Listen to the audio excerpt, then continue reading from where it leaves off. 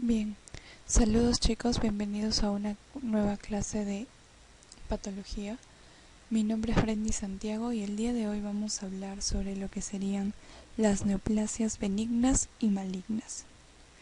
Bien, entonces, el día de hoy lo que vamos a hablar es un poco de la forma general de lo que sería la clase de neoplasias. Vamos a hablar una breve introducción. Luego vamos a hablar sobre la clasificación del tumor, un poco sobre la nomenclatura y vamos a terminar hablando sobre las características tanto micro y macroscópicas de los tumores. Vamos a ir hablando sobre la progresión del tumor y vamos a concluir con lo que sería la epidemiología del cáncer, ya sea en el mundo y en el Perú. Vamos a hablar también un poco sobre la herencia en el cáncer, pero eso lo vamos a ir tocando con mayor detalle en próximas clases, debido a que hay clases exclusivas para hablar sobre los genes que están involucrados con lo que sería el cáncer. Entonces, por ahora solamente vamos a mencionar algunos de forma superficial. Bien, entonces vamos a empezar hablando un poco sobre la introducción. En primer lugar, vamos a hablar sobre las células en general.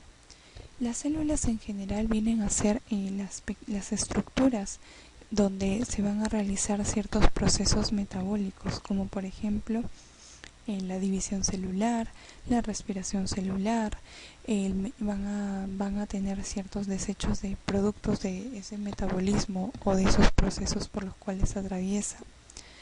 Entonces, estas células también se van a poder dividir entre lo que sería según su división.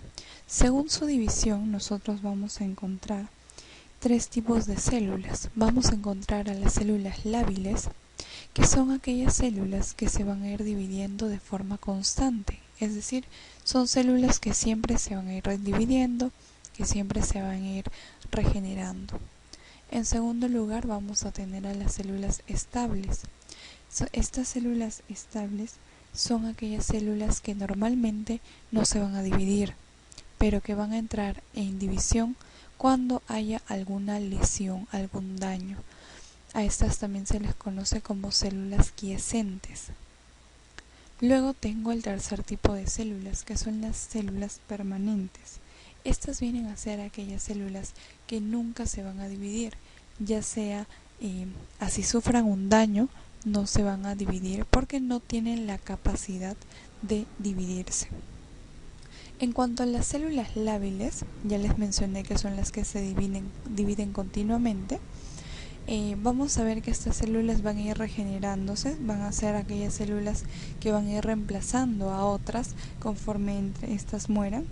Y como ejemplo, claro, tenemos a las células de la piel, es decir, al epitelio estratificado escamoso de la piel. Son células que se regeneran, que nos podemos quemar, se vuelven a regenerar, nos podemos cortar, se vuelven a regenerar. Mientras que en lo que serían los tejidos estables, vamos a encontrar como ejemplo a lo que serían las células hepáticas. Hay que recordar que las células hepáticas van a ser, si bien es cierto, pueden dañarse por virus o por el alcohol, estas van a poder regenerarse a partir de un pedazo de hígado sano. Y ese es el claro ejemplo en los trasplantes. En los trasplantes no se va a trasplantar todo el órgano, solo se trasplanta un pedazo del hígado y este hígado en cuestión de meses se va a regenerar completamente. De igual forma, el páncreas. En cambio, en lo que serían los tejidos permanentes, como ya les mencioné, son aquellos que no van a dividirse nunca porque no tienen esa capacidad. Y como ejemplo vamos a tener a las neuronas, que vienen a ser las células que pertenecen al sistema nervioso central, a las células musculares cardíacas.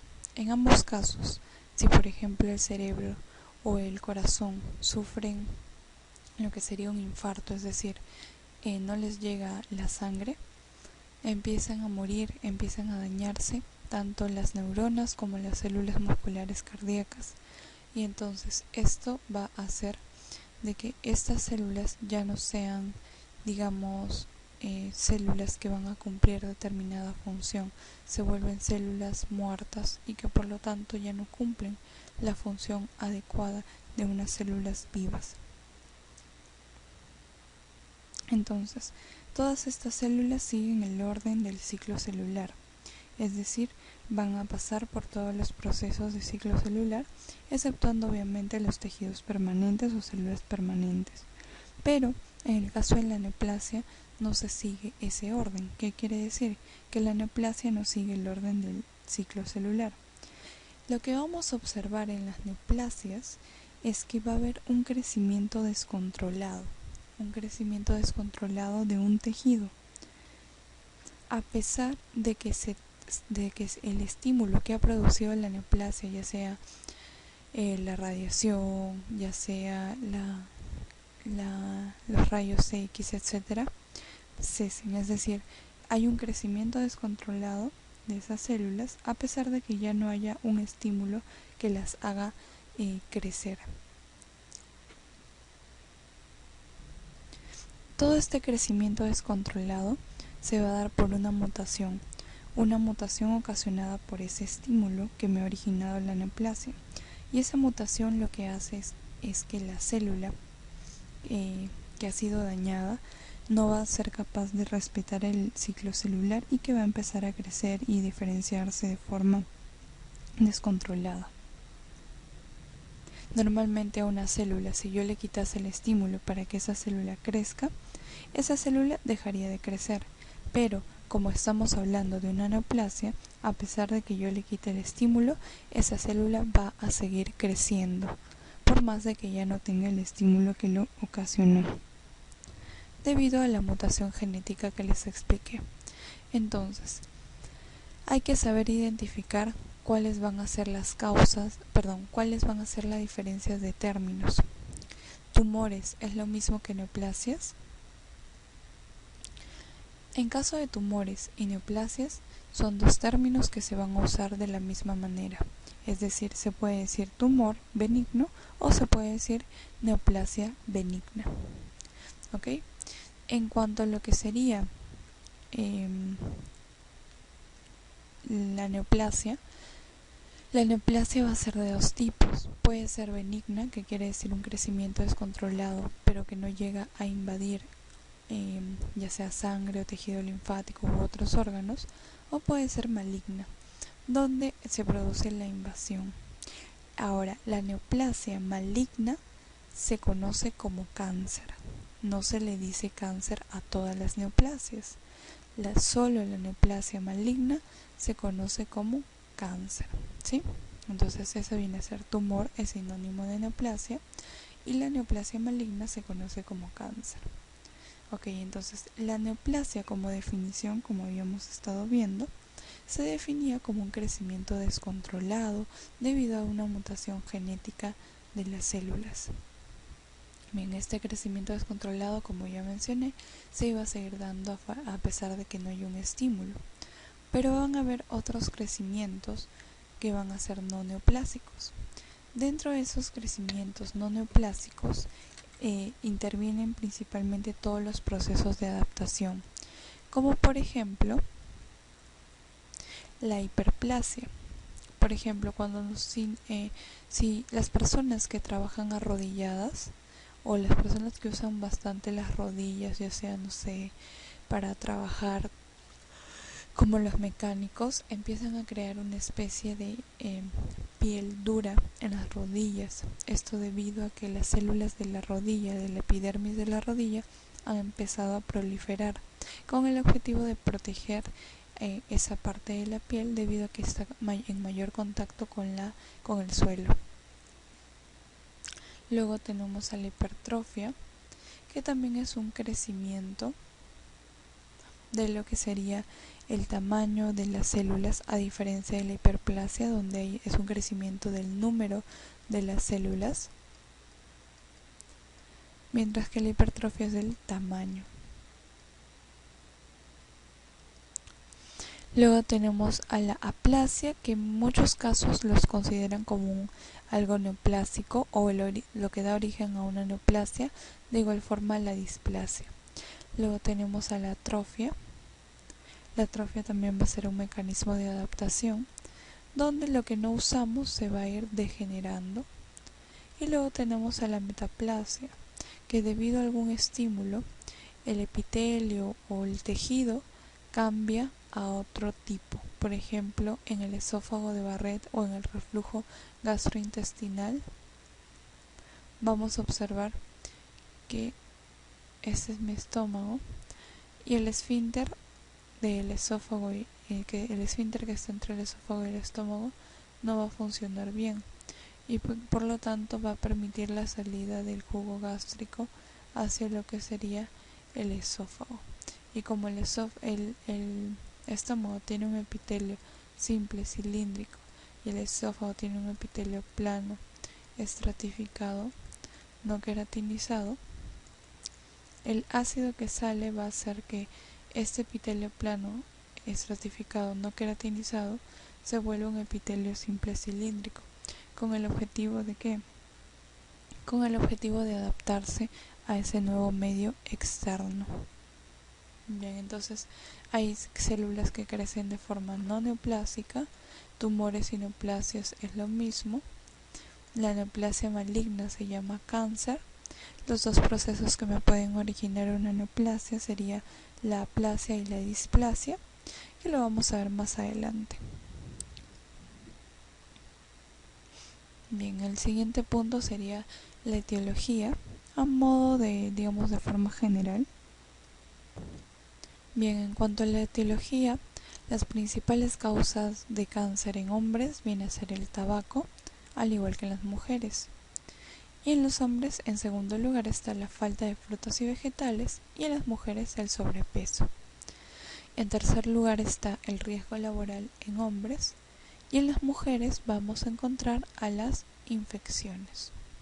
Bien, entonces como ven, el cáncer es una de las patologías crónicas o enfermedades no transmisibles más frecuentes en estas épocas, debido a que como pueden observar, cada vez hay una mayor fuente cancerígena, ya sea en la comida, en la ropa o en el medio ambiente. Bien, los tumores se van a clasificar. Se pueden clasificar de distintas maneras y vamos a ir viendo cada una de esas formas. Vamos a ir viendo que una de los puntos a tocar son dependiendo de la conducta biológica. Es decir, dependiendo de cómo se comportan estos tumores pueden clasificarse en tumores benignos o en tumores malignos.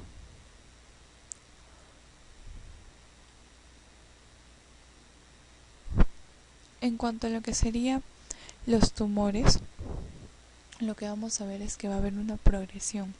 Generalmente hay un estímulo que va a afectar a alguna célula que es normal, empieza a haber un crecimiento que que generalmente, si es que me indica que ese estímulo me da cáncer, puede ser un crecimiento neoplásico.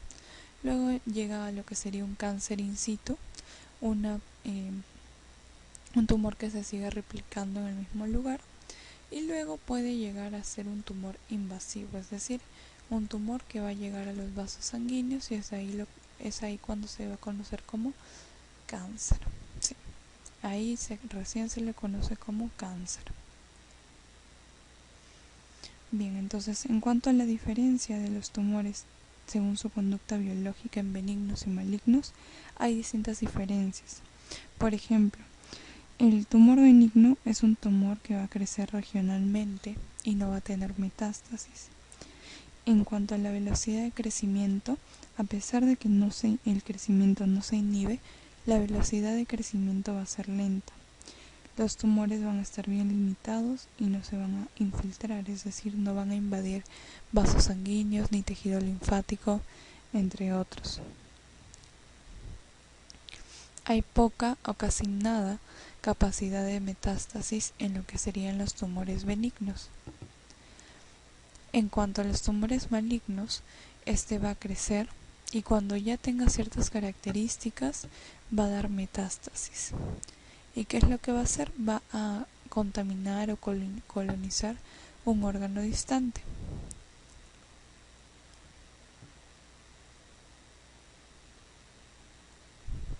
Estos van a tener un crecimiento rápido y también tienen la capacidad de infiltrar. ¿Qué quiere decir infiltrar?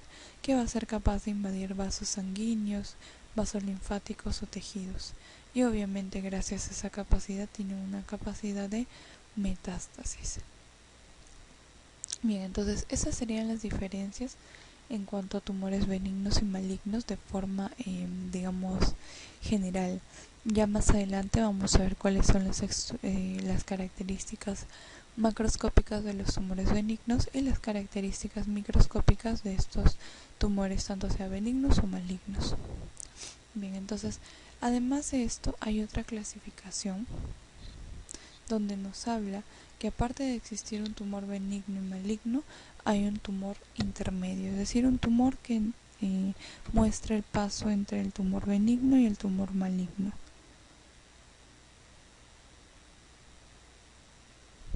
Este tumor intermedio, por ser intermedio entre benigno y maligno, comparte características con ambos. Por ejemplo, su velocidad de crecimiento va a ser variable, va a poder infiltrar, pero solo localmente. No tiene casi nada de poder metastásico, pero sí puede sobrevivir a varios, digamos, situaciones.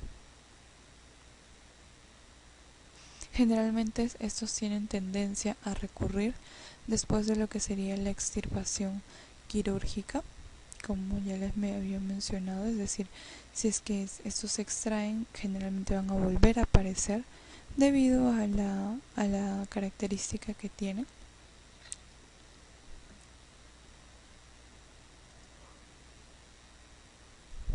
Y la segunda, digamos, el segundo tipo de clasificación es debido a la evaluación patológica. ¿Qué quiere decir esto? Que los patólogos van a describir el tumor como según sus características, es decir, como los ven. Una de esas características que van a describir los patólogos es el número de mitosis.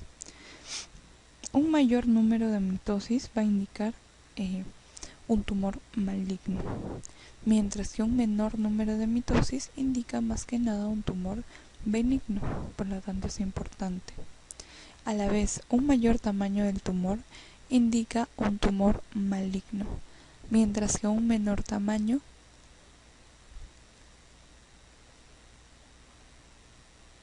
indica un tumor benigno.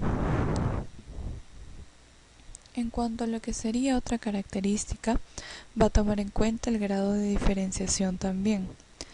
Lo que vamos a ver aquí es qué tanto se parece el tumor a lo que sería las células del lugar de origen, es decir, qué tanto se parece el tumor a lo que sería el órgano donde se originó este tumor.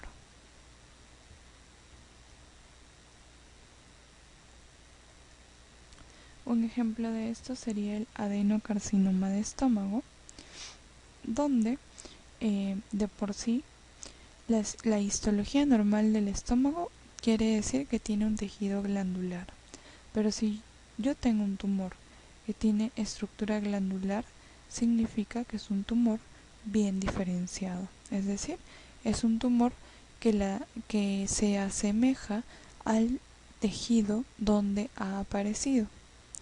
Pero si yo tengo otro tumor que, por ejemplo, no hace estructuras glandulares, o por ejemplo un tumor que se originó de las células de los dientes, por ejemplo, o de las células del cabello y está ahí en el estómago, es un tumor pobremente diferenciado.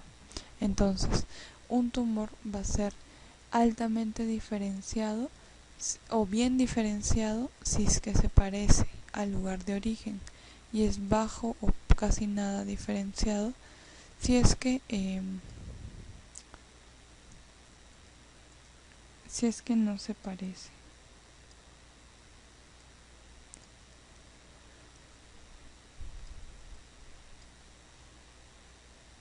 Bien, entonces si no se parece va a ser poco diferenciado y si se parece va a ser muy diferenciado.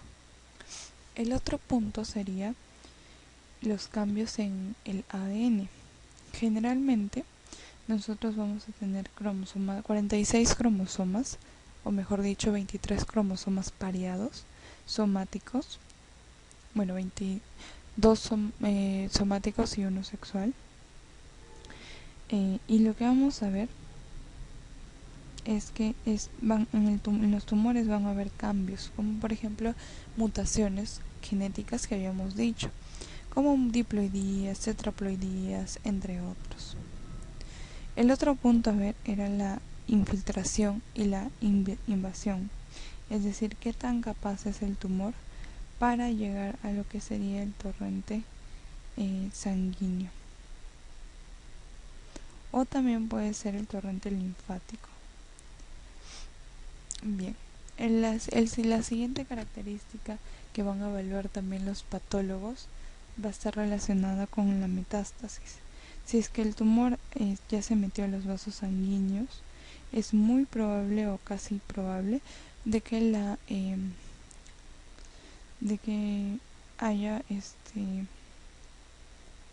producido lo que sería un proceso de infiltración, es decir, que haya llegado a más órganos y que por lo tanto ya no sea el único órgano afectado, y que puede significar que otros órganos también están con el mismo problema.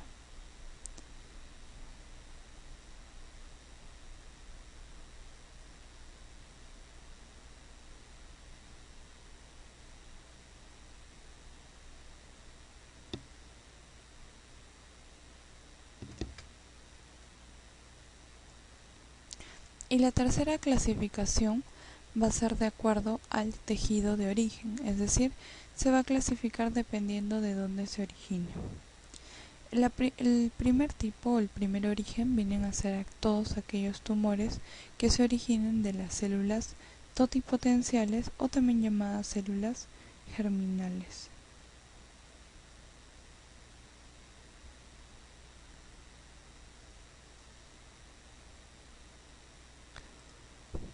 Esta clase de tumores totipotenciales o germinales se van a desarrollar en lo que sería principalmente las gónadas, donde van a quedar células germinales, es decir, las células germinales son aquellas células que estaban presentes en lo que sería el feto, por ejemplo, o en el embrión. Un ejemplo de los tumores que surgen de lo que sería el tejido totipotencial vienen a ser aquellos tumores que generalmente se van a expresar a partir de los 20 años y generalmente se va a dar en las gónadas. En el caso de la mujer, el germinoma, y en el caso del varón, el seminoma. Otro tumor que vamos a observar es el coriocarcinoma, que se va a originar de la placenta, de células que se van a encontrar en la placenta, como el citotrofoblasto y el sincitotrofoblasto.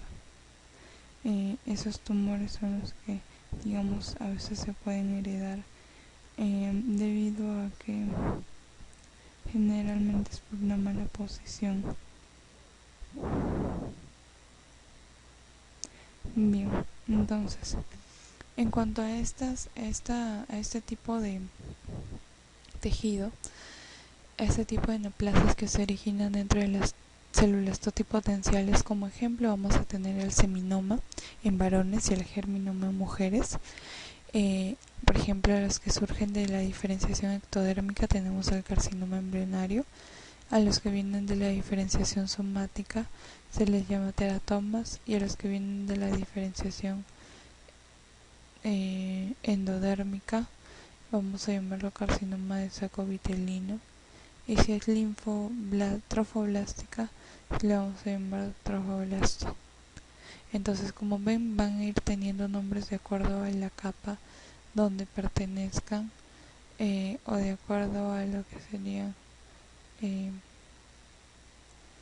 el lugar de donde se diferencia. Pero aún estos perritos van a tener, pero estos pueden ser cánceres que se van a originar generalmente a edades tempranas, y por lo tanto, si es que se detectan a tiempo, se pueden revertir.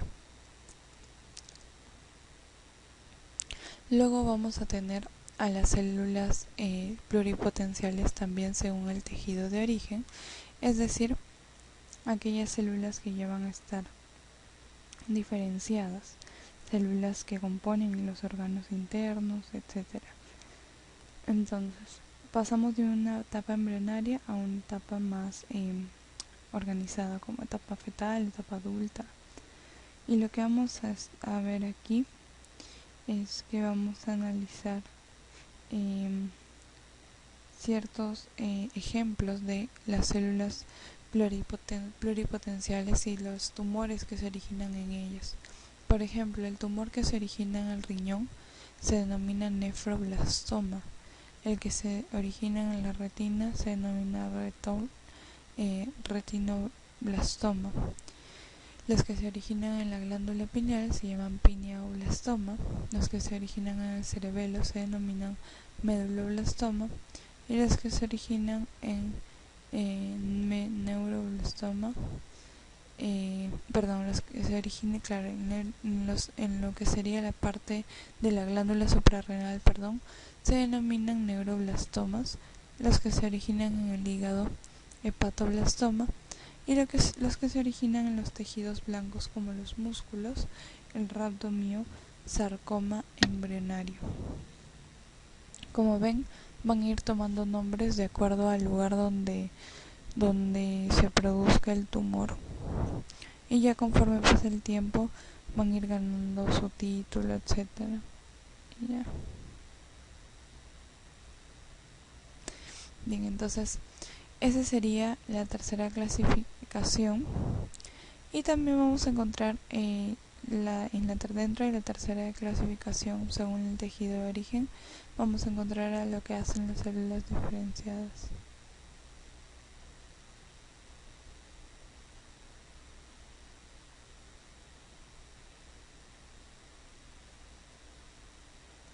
Esa tercera categoría va a agrupar a lo que serían todas aquellas células que ya están diferenciadas, que pertenecen a un órgano, pero que por distintos estímulos ha cambiado de lo que sería, por ejemplo, el epitelio.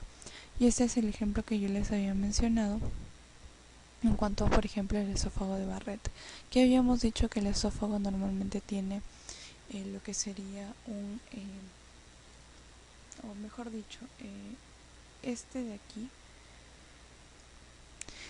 o mejor dicho, en lo que sería ciertas patologías gástricas, por ejemplo, como una gastritis, lo que vamos a observar es que primero se va a inducir una respuesta inflamatoria en la mucosa gástrica.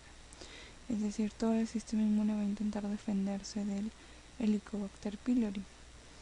Y lo que vamos a ver es que va a abrir lo que sería los mecanismos mediante los cuales se van a deshacer de ese patógeno. Y lo que vamos a observar es que el superóxido de oxígeno que secreta el sistema inmune va a hacer que el epitelio gástrico se cambie por epitelio intestinal. A esto se le va a conocer como metaplasia intestinal. Entonces, como pueden ver, un epitelio cilíndrico lo que hace es cambiar por un epitelio intestinal. Entonces, al cambiar en lo que sería su epitelio, se vuelve una metaplasia intestinal porque se asemeja el epitelio al intestino. Y puede ser completa cuando se parece al intestino delgado e incompleta cuando se parece más al intestino grueso.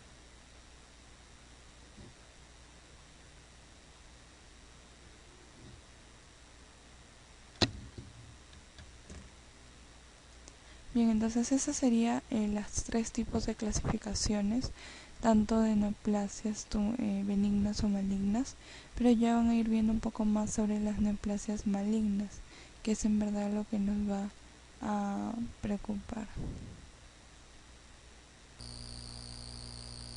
Bien, en cuanto a la nomenclatura, vamos a observar que los tumores se van a dividir en lo que sería principalmente dos grupos: aquellos tumores epiteliales y aquellos tumores originados del tejido conectivo o mesenquimales.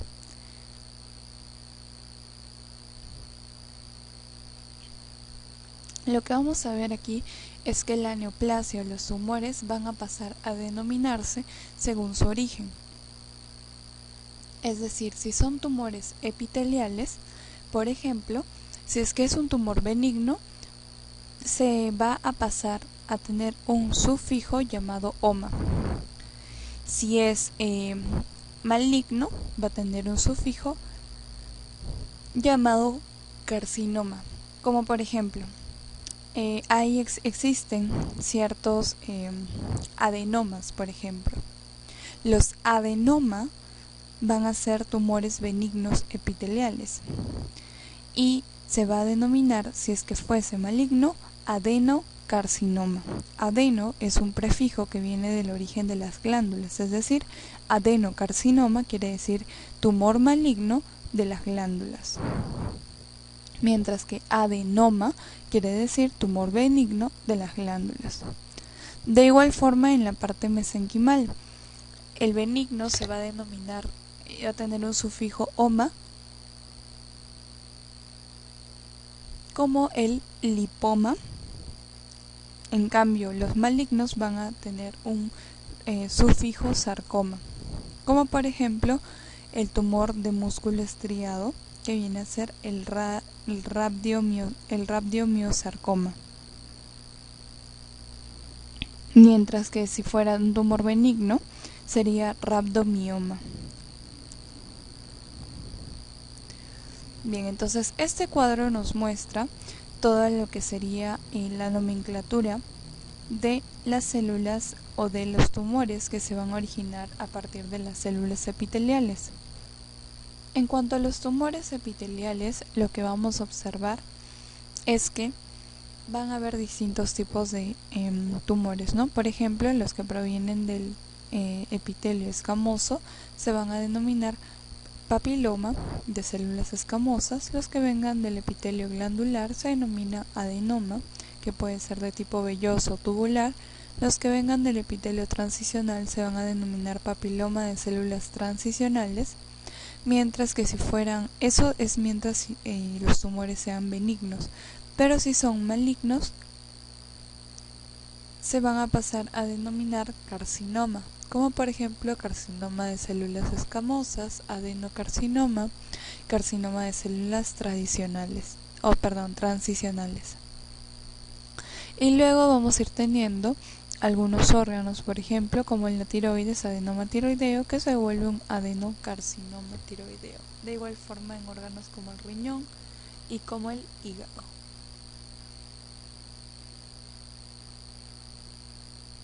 A diferencia de lo que serían los tumores que se originan en el tejido conectivo o también llamado tejido mesenquimal. Aquí vamos a ver en primer lugar que el tejido conectivo viene a ser el tejido de sostén y a partir de ahí se pueden originar tumores tanto malignos como benignos. Para lo que serían los tumores benignos mesenquimales se usa el sufijo oma, dependiendo de lo que sería el lugar donde se origine. Por ejemplo, si se origina en el tejido fibroso se llama fibroma, si se origina en el hueso se llama osteoma, si se origina en el cartílago se llama condroma, si se origina en el tejido adiposo se llama lipoma, si se origina en el músculo liso se llama leiomioma, si se origina en el músculo esquelético se llama rhabdomioma y si se origina en los vasos sanguíneos se va a llamar hemangioma. A la vez, estos también tienen su parte maligna, que van a pasar a denominarse, por ejemplo, fibrosarcoma, osteosarcoma, es decir, se reemplaza el sufijo oma por sarcoma en todo lo que serían los tipos, en los distintos tejidos donde vamos a encontrar tejido conectivo, como el hueso, el tejido fibroso, cartílago, entre otros. Bien. Y va a haber obviamente algunas excepciones que no van a encajar con lo que serían estos dos sistemas de nombramiento. Habíamos dicho que en el tejido epitelial como en el tejido conectivo el sufijo oma era para tumores benignos. Pero por ejemplo, hay neoplasias que suenan como benignas, como los linfomas, pero que en realidad van a ser malignas, ¿sí? Bien, entonces todos los linfomas van a ser malignos, no existe el linfoma benigno. Y hay otras que, por ejemplo, suenan como malignas, pero en realidad son benignas, como los osteoblastomas o condroblastoma, que si bien es cierto, suena como una neoplasia maligna, en realidad son neoplasias benignas. Luego vamos a tener a las leucemias, que son tumores hematológicos y no van a estar dentro de la clasificación de mesenquimal y epitelial, porque estos se originan en las células hematopoyéticas. Vamos a tener también tumores mixtos que tienen tanto componente mesenquimal o conectivo y epitelial, y pueden ser malignos o benignos, como por ejemplo los fibroadenomas, que tienen componente fibro del origen mesenquimal y adenoma de origen epitelial. Y vamos a tener algunas otras neoplasias que tengan que ver con origen desconocido y que no se sabe de dónde provienen, como por ejemplo el sarcoma sinovial. También tenemos a los gliomas, al tumor de las células germinales, que es derivado de lo que serían las células germinales de las gónadas, y va a incluir los teratomas, el tumor neuroendocrino y tumores de la infancia.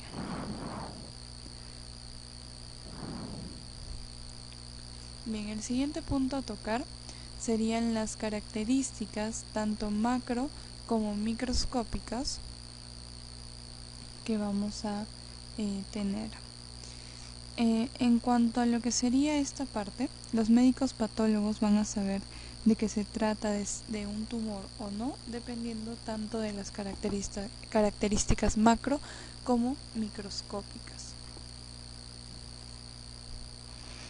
Bien, entonces vamos a ver cuáles van a ser las características macroscópicas, diferenciando lo que se observa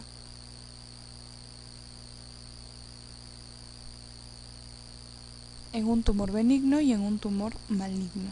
Bien, entonces vamos a empezar con la parte macroscópica.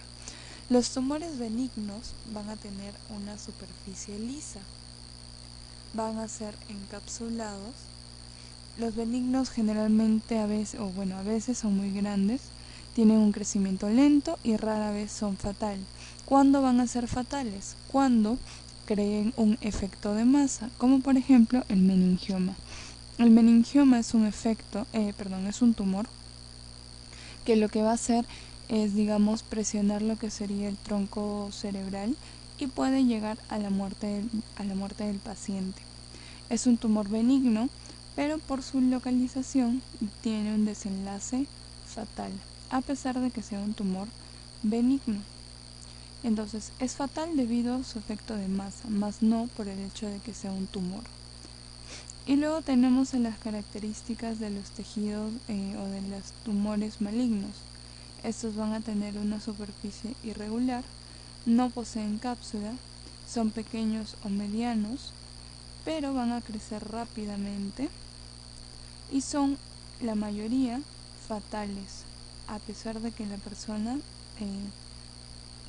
son usualmente fatales cuando la persona no tenga tratamiento.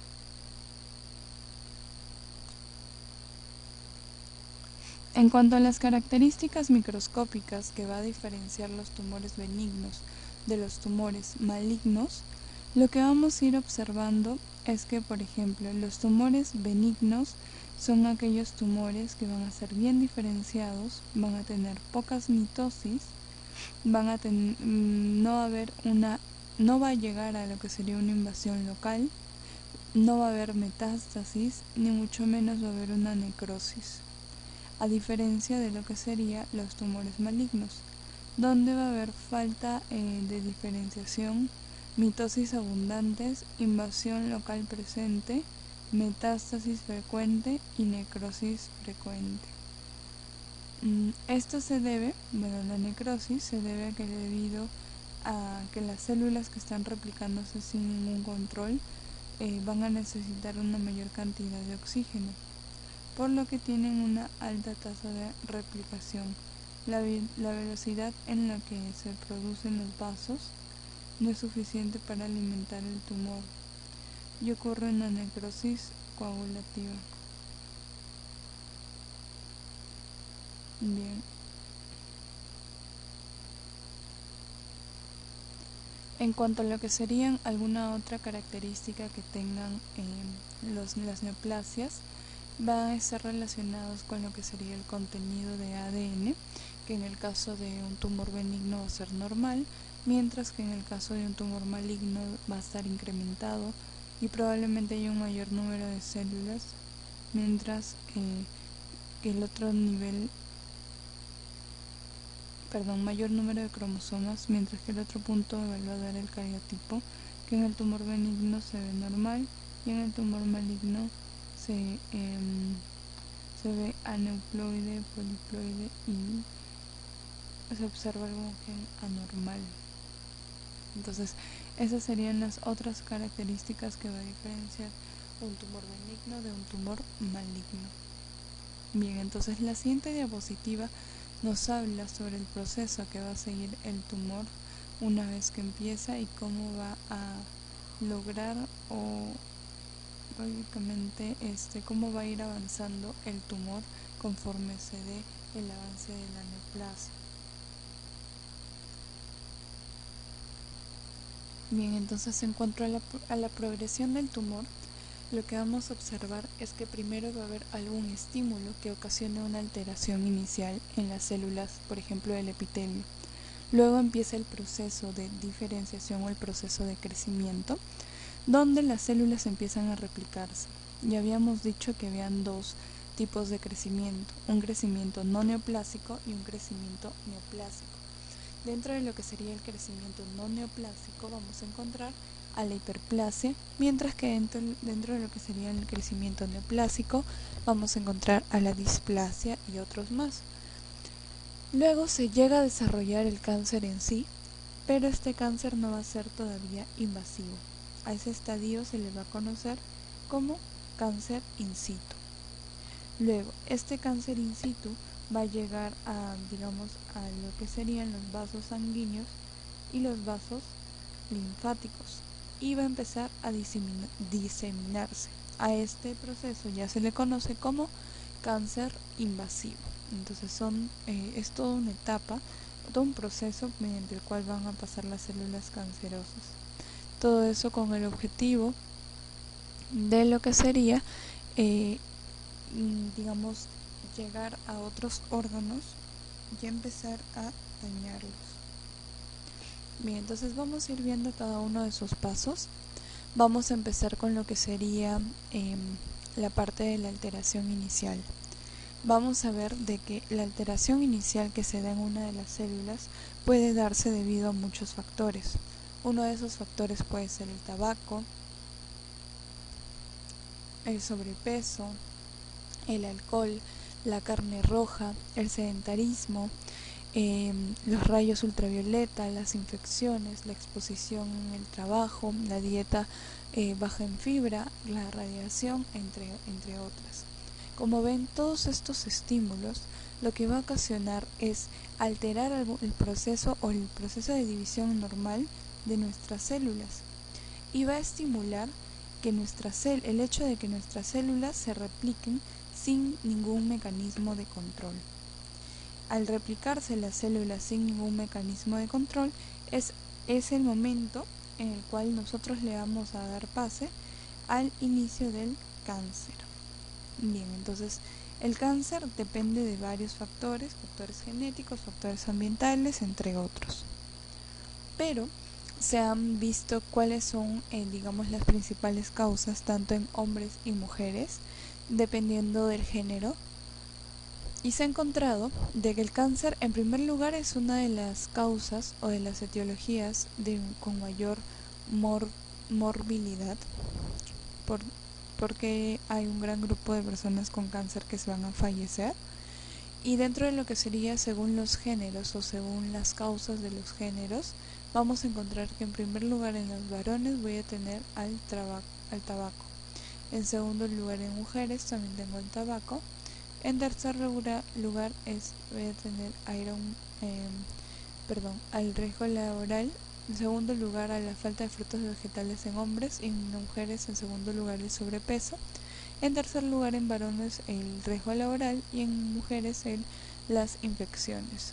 Entonces en ambos el primer lugar lo ocupa el tabaco, que viene a ser uno de los principales cancerígenos, que no solo va a atacar al estómago, sino que puede atacar a lo que sería la mucosa gástrica.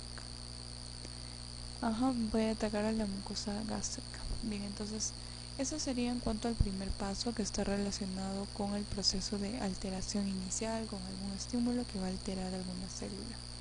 En cuanto al segundo paso, que se trata sobre los patrones de crecimiento no neoplásicos, habíamos mencionado que estos iban a estar más relacionados con lo que tenía que ver el crecimiento de las células sin necesidad el crecimiento de las células debido a un estímulo. Este estímulo puede ser físico, puede ser hormonal, puede ser etcétera. Como por ejemplo la carga de trabajo, la estimulación hormonal, la empresa de las víveres, las compensaciones a pérdidas, entre otros. O sea, viene a ser el mecanismo mediante el cual las células aumentan de tamaño, ojo, no de número, sino de tamaño, van a aumentar su tamaño. Esto a diferencia de la hiperplasia. La hiperplasia también viene a ser un tipo de crecimiento neoplásico, pero aquí vamos a observar que va a haber un aumento de lo que sería el número de las células del tejido afectado, es decir, esas células empiezan a replicarse y luego van a ir hacia la zona donde se dio hiperplasia o removida y van a a cubrir el hoyo, por así decirlo, de lo que sería la parte de la cicatriz. Entonces, esta hiperplasia viene a ser un mecanismo contrario a la hipertrofia, ya que la hipertrofia es un crecimiento del tamaño de los objetos, mientras que la hiperplasia es mientras que la hiperplasia sería un crecimiento en lo que sería el número de las células. Esto es cuando se excede la demanda fisiológica y también se puede dar en el embarazo y lo que sería la adolescencia. Bien. Ahora, en cuanto a otros patrones de crecimiento neoplásicos, también vamos a encontrar a la metaplasia. En el caso de la metaplasia, lo que vamos a ver es, normalmente un tejido tiene un epitelio, por ejemplo, en cuanto a lo que sería el cáncer de estómago. Lo que vamos a observar es que normalmente el cáncer de estómago, el epitelio del estómago es epitelio cilíndrico simple, y vamos a observar que en el estómago pueden surgir algunas células cancerígenas, pero estas células cancerígenas no van a ser células cilíndricas simples, sino que estas células cancerígenas van a cambiar el tipo de epitelio del estómago y van a pasar a ser epitelio simple plano, por ejemplo. Entonces, como pueden ver aquí, en estos patrones de crecimiento no neoplásicos, la metaplasia, mejor dicho, esta metaplasia ocurre para intentar adaptarse al nuevo medio. Bien, entonces esta metaplasia está más relacionada con lo que sería partes no neoplásicas, y otro ejemplo creo que más claro sería el esófago de Barrett, que si bien es cierto va a haber una alteración en el esfínter que conecta el esófago y el estómago, y por lo tanto va a haber un reflujo de ácido clorhídrico hacia el esófago. El esófago tiene un epitelio cilíndrico simple, Por lo tanto, este reflujo de ácido clorhídrico va a hacer que el esófago cambie su epitelio. El esófago tiene un epitelio plano estratificado no queratinizado y va a hacer que el esófago cambie su epitelio de epitelio plano a lo que sería células simples cilíndricas. Entonces, como pueden ver, debido a un estímulo, un epitelio puede cambiar en el mismo lugar a otro y no pertenecer a ese epitelio, pero debido a algún estímulo ha tenido que entrar a través de ese mecanismo de defensa. El siguiente punto son los patrones de crecimiento neoplásico, donde vamos a encontrar a dos. La primera es la displasia. La displasia junto a otra que sería la anaplasia tienen una diferencia. La anaplasia quiere decir que no hay forma, que no tiene características propias, que es el peor grado del tumor y no se parece a ningún tejido. En cambio, la displasia es una lesión premaligna que involucra un crecimiento desordenado. Y estas van a ser bien diferenciadas, no se van a originar de acuerdo al no se van a, digamos, a originar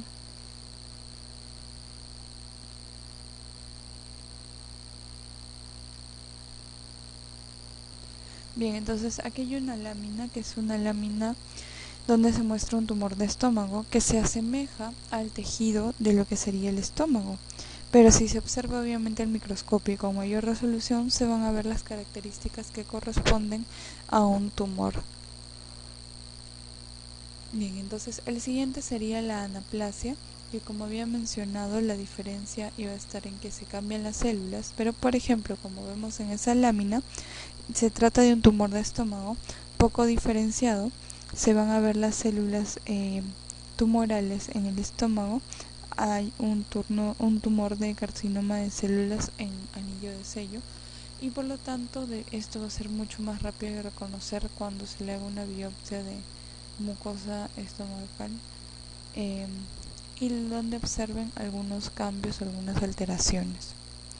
En sí esta anaplasia va a involucrar pleomorfismo, una morfología nuclear anormal con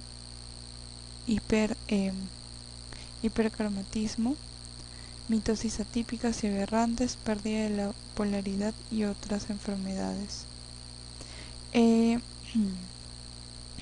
entonces ese viene a ser una de las clasificaciones por su crecimiento. ¿Bien? Entonces, el siguiente punto es el cáncer in situ. El cáncer in situ, o que todavía no ha llegado a invadir, lo que vamos a observar es que respetan la membrana basal, es decir, no van a atravesar la membrana basal. Por ejemplo,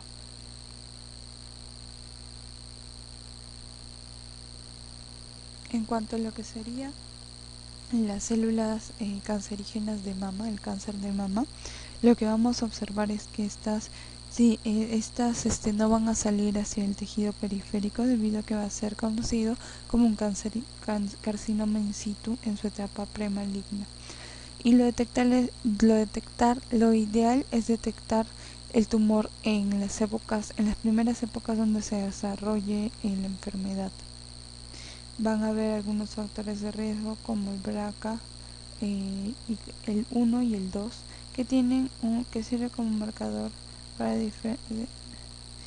diferenciar lo que sería algunos tumores cuya causa es principalmente genética y algunos no.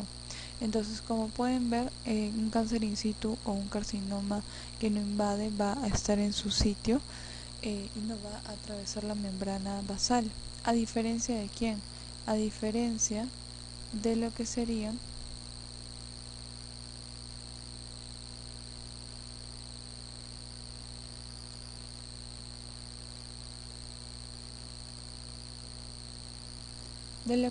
el cáncer invasivo. Este cáncer invasivo, lo que vamos a observar es que estas células tumorales van a adquirir una nueva capacidad de invadir ya sea vasos sanguíneos como vasos linfáticos. Y aquí, al invadir tanto vasos sanguíneos, linfáticos, etcétera, hacen que la enfermedad sea sistémica, es decir, que empiece a atacar a lo que serían otros órganos y empiecen a migrar las células basal, las células del tumor.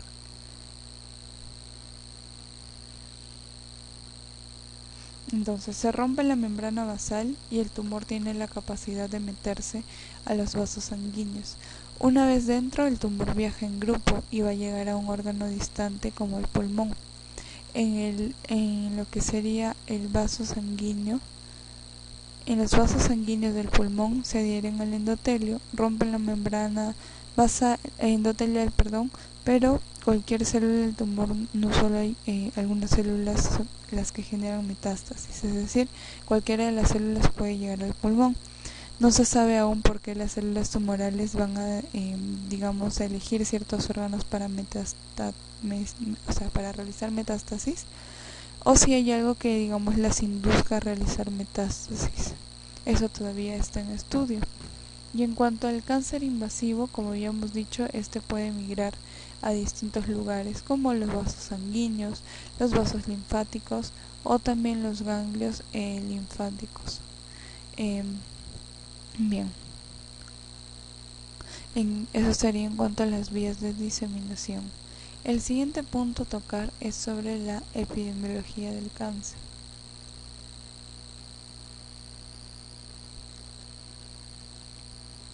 Bien, entonces en cuanto a la epidemiología del cáncer, vamos a ver de que en primer lugar el cáncer en el mundo representa una de las principales comorbilidades y que van a afectar a las personas tanto en lo que sería la incidencia o la aparición de nuevos casos, y también va a afectar a la mortalidad. Por ejemplo, en cuanto a los hombres en el mundo, la primera causa de muerte por cáncer viene a ser el cáncer de pulmón, el cáncer de próstata y el cáncer de colon recto o también de estómago. En cambio, en las mujeres, en primer lugar es mama, colon recto y cuello uterino. ¿Bien? Obviamente estas estadísticas van a ir cambiando con el tiempo y deben ir actualizándose en cuanto a las principales causas de cáncer. Bien, entonces el siguiente punto sería cómo es que está el cáncer en el Perú. Lo que vamos a observar es que el cáncer en Perú es bastante frecuente, tanto en su incidencia como en su mortalidad, y vamos a ver que vamos a tener, por ejemplo, al cáncer de cervix en Lima como uno de los principales en incidencia.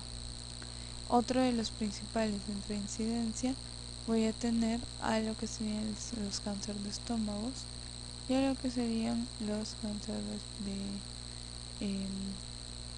de mama. En cambio, en la mortalidad, el principal, el que es más mortal, es el cáncer de estómago, seguido del cáncer de pulmón, seguido del cáncer de próstata y seguido de lo que sería el cáncer de colorecto.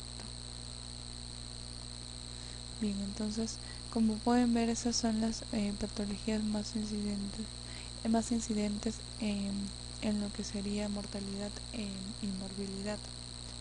Ahora ya para terminar vamos a hablar un poquito sobre la herencia.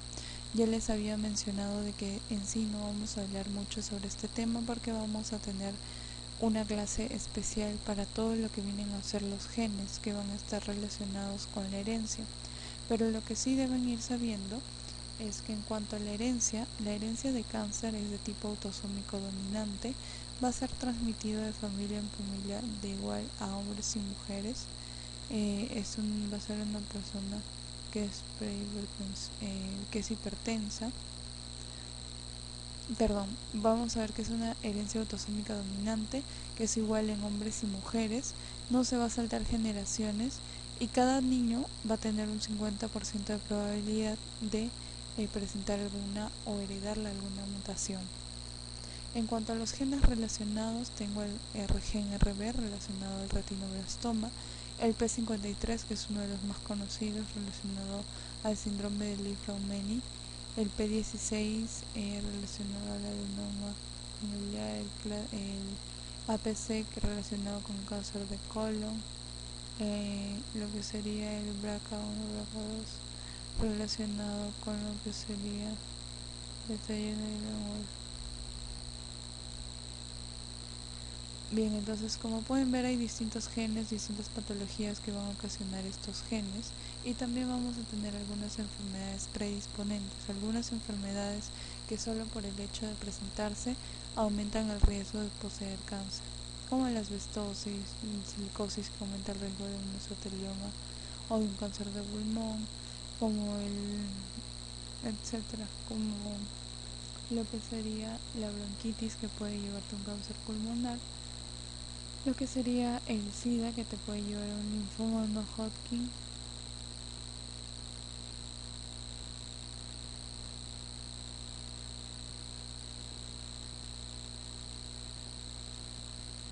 Bien, entonces eso sería todo en cuanto a esta clase. Gracias por su atención.